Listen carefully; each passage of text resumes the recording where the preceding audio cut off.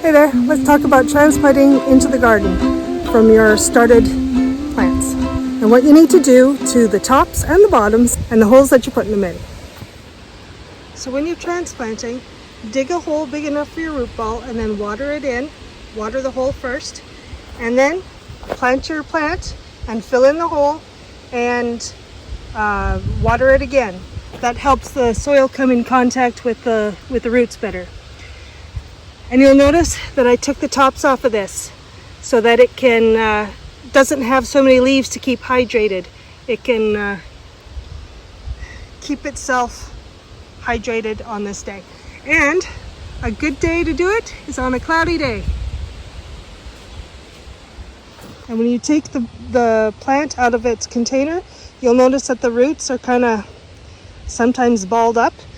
You're going to want to just tickle the roots a little bit, break them apart just a little bit so that they will start to look for nutrients elsewhere and not just get all bound up in a ball here. And then that's going in, and I'll cover it up and water it in. See how root bound these ones are? Those are going to have to be pulled apart a fair amount. And then I'm also going to take the tops off so they can conserve their moisture a bit more and they don't have to gather so much water from the roots because it's going to be a stressful time. So those come off, and then I'll separate these. Oh, it's hard to do one-handed. There you go. Separate that.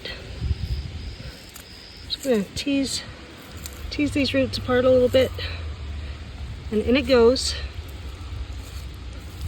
Cover it up. And then water it in to help the soil get in contact with the roots.